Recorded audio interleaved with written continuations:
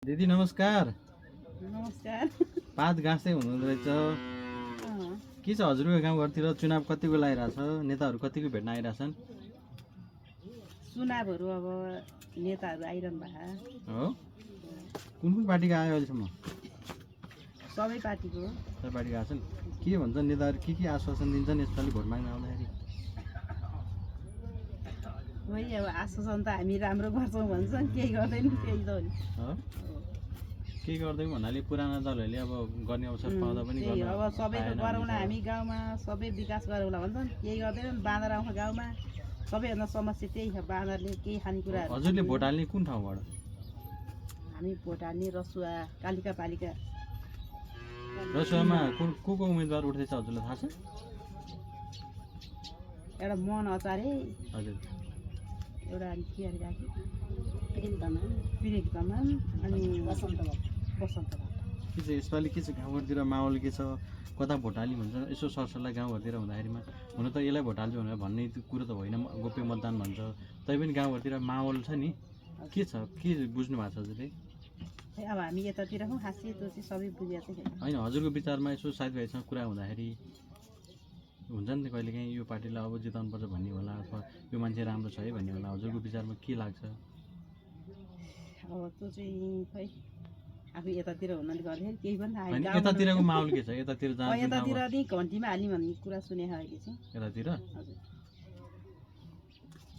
उतातिर चाहिँ आफू नभइकन अलिक थाहा हुँदैन। हजुर भोट हाल्न जानुहुन्छ नि? जानु त भोट हाल्न जानुपर्ने भने त्यही भनिरहे जान्छौँ। जानुपर्छ। अलिक समस्या वस्तु छ, त्यही समस्याको कुराहरू हामी यहाँ। ए अब भोट हाल्न जानु पनि अब हामीलाई जानी लानी ल्याउने गर्ने मान्छे भएन, अरू निर्वाचनभन्दा अलिक फरक छ जान यसपालि भ्याउँदैन निर्वाचन। भनेर भन्नु। मतदाताहरूले यो भनेको हामी पहिला रेगुलर हुने निर्वाचनभन्दा अलिक फरक हो। त्यो कारणले गर्दाखेरि अब निर्वाचन हुनेले धेरै कुराहरू फरक पार्छ। हेर्नुहोस्, कस्तो नेता छान्ने, के गर्ने भन्ने कुराले धेरै कुरा म्याटर गर्ने भएको कारणले भोट हाल्न त जानुपर्छ होइन।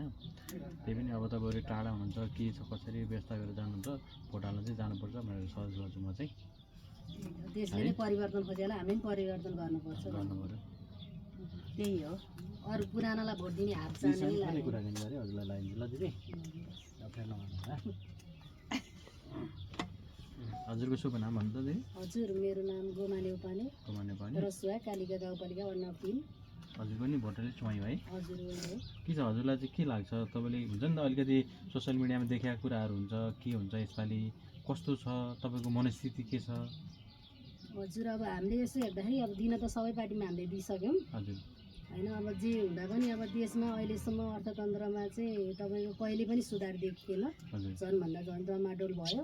त्यस कारणले चाहिँ हामीले चाहिँ अब यो सम्पूर्ण हामी मात्रै नभएर सम्पूर्ण यो नेपाल अधिराज्यबाट नै सबैले चाहिँ अहिले सोच बदलिदिनुहोस्, भोट बदलिदिनुहोस् भन्ने चाहिँ आग्रह गर्छु म चाहिँ।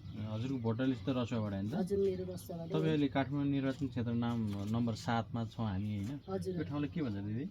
यो चाहिँ यो ठाउँलाई चाहिँ किसान टोल भन्छ। किसान टोल भन्छ। के छ यतातिरको मान्छेहरूको कुरा गरे कि अलिकति हुन्छ नि भोट चुनाव आउँदै गर्दा माहौल कहिलेकाहीँ जमघट हुँदा के मनस्थिति राख्नु भएको छ उहाँहरूले? हजुर, यहाँको चाहिँ अब तपाईँहरूको यहाँ अगाडि पनि गणेश दाइले नै जित्नुभएको। हजुर यहाँ अहिलेसम्म चाहिँ उहाँलाई नै दिने कुरा छ प्रायःको गणेश हामी यो पराजुलीलाई गाउँको चाहिँ। दिनुभयो। हजुर, अब अरू गाउँमा त हामीले खासै त्यति। उहाँ पनि घर दैलोलाई आउनु भएको थियो, अघि भेट्नुभयो त हजुरले? हजुर, भेटिसक्यौँ। कस्तो लाग्यो हजुरलाई उहाँले ठिक छ, पर्सनली? उहाँलाई मैले पहिला पनि यहाँ कार्यक्रमहरूमा पार्टीहरूमा जाँदाखेरि पनि भेटिरहेको हुन्छु है। हजुर। हामी यहाँको गाउँको अब यहाँ यहीँको बासिन्दा जस्तै भएर बसिसक्यौँ। हजुर अब यो जुनसुकै पार्टी कार्यक्रमहरूमा पनि उहाँसँग भेटघाट भइरहेको हुन्छ हाम्रो। ए जस्तो राम्रो लाग्छ, असल मान्छे लाग्छ। उहाँले चाहिँ संसदमा विभिन्न कुराहरू पनि उठाउनु भएको छ, यहाँका स्थानीय कुराहरूलाई पनि उठाउनु भएको छ। संसदमा कतिको हेर्नुहुन्छ? ठिक छ, मलाई हेर्न त अलिक चासो, जसलाई पनि चासै लाग्छ। जस मैले पनि पहिला नि अब यस्तो हामी रसुवा जिल्ला हुँदाखेरि नि त्यो चासो गरेर अदर उस्तामा हेरेर अरू जुनसुकै क्रियाशील चाहिँ अहिले हामी कुनै पनि ल्याएको छैन। हजुर भयो नि सपोर्ट चाहिँ सबै पार्टीले पहिला गर्दै आयो। गर्दै हो। यसपालि चाहिँ अब हामी राष्ट्रपाला नै गर्छौँ। गर्ने हजुर, बालेन शाहलाई प्रधानमन्त्रीको उम्मेदवार बनाउँदैछ राष्ट्रपा के अरे राष्ट्रपाले। हजुर। के हुन्छ तपाईँले बालेन शाहलाई कसरी हेर्नु भएको छ? अनि बालेन शाह चाहिँ धेरै असल मान्छे लाग्छ मलाई होइन।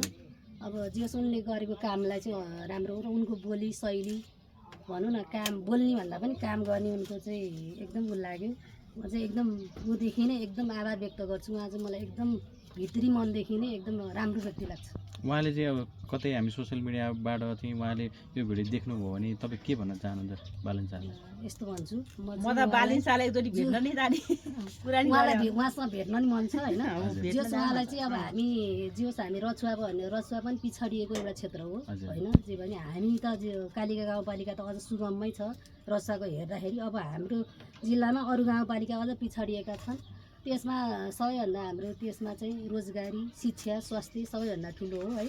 सबैभन्दा विशेष गरेर उहाँलाई चाहिँ अब जोस् हामी गरिब निम्न परिवारले पनि स्वास्थ्य र शिक्षा चाहिँ जो सबैभन्दा हाम्रो चाहिँ रवि लामिछानेलाई चिन्नुहुन्छ होइन? रवि लामिछाने अब सोसियल मिडियाबाटै चिने हो। सोसियल मिडियाबाट हजुर, कस्तो उहाँलाई त लाग्छ मैले एकचोटि प्रत्यक्ष पनि देखाएको छु। कस्तो यहीँ हामी लाग्छ हजुरलाई? पहिलोपल्ट भेट्दाखेरि ठिक छ। उहाँको नि अब भिजन एकदम भएको मान्छे हो। हजुर उहाँ अलिक धेरै बोल्नुहुन्छ, बालन शाह अलिक कम बोल्नुहुन्छ है।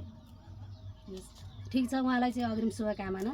म चाहिँ एकदम मनपर्छ, उहाँको फेनै हो म एकदम। म चाहिँ जुन कार्यक्रममा लाइक गरेर हुन्छु है, उहाँले फलो गरेर हुन्छु।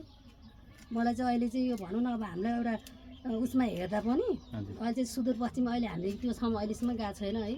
त्यो चाहिँ अहिले देख्दाखेरि चाहिँ एकदम कस्तो यस्तो ठाउँ पनि नेपालमा रहेछ, किन चाहिँ हामीले अहिलेसम्म हामी देख्नै पाएको छैन नि त है। हजुर हजुर एउटा मिडियाहरूमा नि आएको थिएन, सुनेको त्यो थिएन बडी हामीले। मालिका र अनि के सिन्जा भ्यालीको कुरा गर्नुभएको थियो उहाँले। हजुर। त्यसपछि त्यो ठाउँलाई मान्छेले खोजी गुगलमा पनि खोजी कस्तो रहेछ ठाउँ भनेर खोज्नु भएको थियो। ठाउँ एकदम राम्रो छ भनेर पनि प्रतिक्रिया आइरहेको थियो। त्यही त, हजुर पनि हेर्नुभएको थियो? हजुर मैले पनि हेरेको थिएँ। त्यो देख्दा चाहिँ मलाई कस्तो यस्तो सुन्दर ठाउँ नेपालमा रहेछ, किन मान्छेहरू विदेशमा त्यसमै चाहिँ पर्यटकको एउटा ऊ बनाएर त्यसैलाई चाहिँ गर्नु भने कति मान्छेले रोजगार पाउँथे, कति टुरिस्टहरू त्यहाँ आउँथे होइन।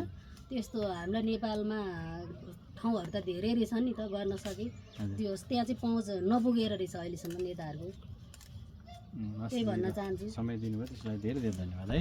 हस् त, धन्यवाद। हस् दिदी ल।